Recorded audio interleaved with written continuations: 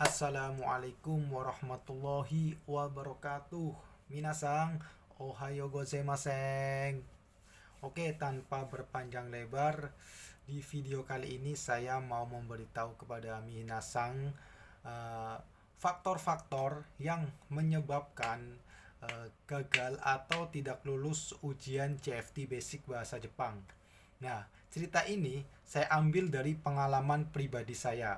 Jadi, bulan lalu saya itu ikut ujian CFT Basic Bahasa Jepang di Yokohama, di Jepang ya tentunya ya. Dan hasilnya gagal atau nggak lulus. Nah, bukan cuma saya yang nggak lulus ya, tapi ada beberapa teman saya sama gagal. Dan setelah saya tanya, kenapa gagal? Dan kebanyakan tuh jawabannya tuh sama masalahnya. Yaitu yang pertama, karena nggak tahu kalau soalnya bisa diganti pakai bahasa Indonesia. Iya, betul. Soalnya itu bisa diganti pakai bahasa Indonesia. Jadi soalnya bukan pakai bahasa Jepang, tapi pakai bahasa Inggris. Nah, itu yang nggak sempet saya kepikiran tuh. Kirain saya namanya ujian bahasa Jepang ya. Semua soalnya itu pakai bahasa Jepang.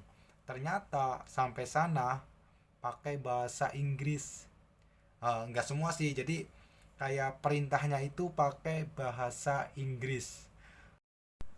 Nah, misal ada contoh soal seperti ini. Misalkan ada dua orang sedang ngobrol nih di telepon. Misalkan saudara Sato sama saudara Yamada. Misalkan saudara Sato nanya, Yamada Sang, hari Minggu mau kemana? Terus dijawab, bagaimana kalau ke Tokyo? Oke, kita mau ketemu di mana? Gimana kalau ketemu di stasiun Yokohama? Oke, jam berapa? Jam 9 pagi. Oke, sampai jumpa hari Minggu ya. Nah, di situ dari percakapan itu, nanti kan di atas ada perintahnya. Misalkan, eh, saudara Sato dan saudara Yamada mau kemana?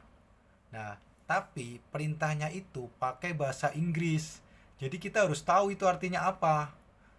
Misalkan perintahnya tadi saudara Sato dan saudara Yamada mau kemana.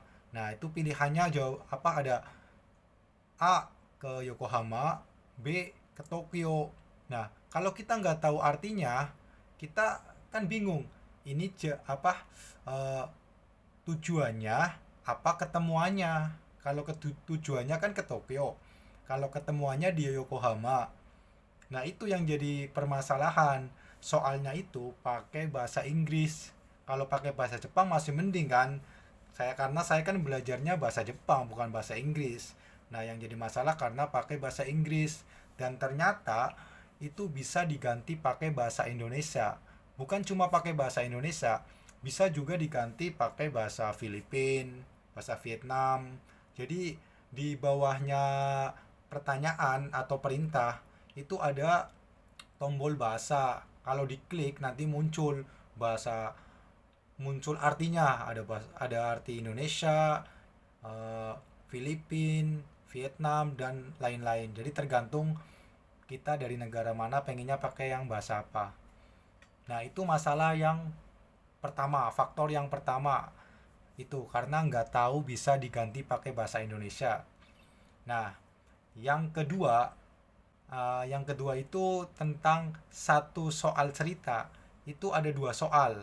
Jadi kayak tadi kan, contoh, saudara Sato dan saudara Yamada mau pergi kemana. Nah, ternyata di bawahnya itu ada soal lagi. Contoh, saudara Sato dan saudara Yamada, janjiannya jam berapa. Nah, nanti ada pilihannya jam 9, jam 10. Nah, karena kita nggak tahu, kalau kan kita kan ujiannya di komputer ya. Jadi layarnya itu terbatas. Habis soal cerita, terus soal yang pertama, lah soal yang kedua itu di bawah. Kalau kita nggak scroll, itu kita nggak tahu. Nah, tapi kalau itu saya tahu, cuma dari teman saya yang saya tanya kenapa dia gagal, selain nggak tahu kalau bisa diganti pakai bahasa Indonesia, katanya banyak yang nggak dijawab karena dia nggak tahu kalau di bawahnya itu masih ada pertanyaan. Jadi dia langsung klik next next gitu. Jadi sistemnya itu satu soal cerita, kalau pertanyaannya udah dijawab tinggal klik next untuk soal berikutnya. Tapi kalau soalnya ada dua, berarti itu soalnya di bawah. Jadi itulah dua faktor yang menyebabkan atau yang sering terjadi karena kita nggak tahu. Bagi teman-teman yang mau ujian JFT basic di Jepang khususnya ya, ya mungkin itu triknya ya. Misalkan eh, yang pertama sih mungkin kalian baca panduannya dulu. Jadi kita dikasih waktu 80 menit. Nah, 10 menit itu untuk membaca panduan, 60 menit untuk mengerjakan soal, dan 10 menit terakhir itu kita suruh eh, ngisi evaluasi. Itu nggak wajib sih, kita langsung skip aja nggak apa-apa, yang penting itu ngisi soal-soalnya dulu. Nah, mungkin itu sedikit cerita dari saya. Mudah-mudahan teman-teman yang mau ikut ujian JFT Basic bisa lolos dengan nilai yang bagus. Dan alhamdulillah saya pun mencoba di ujian berikutnya lolos.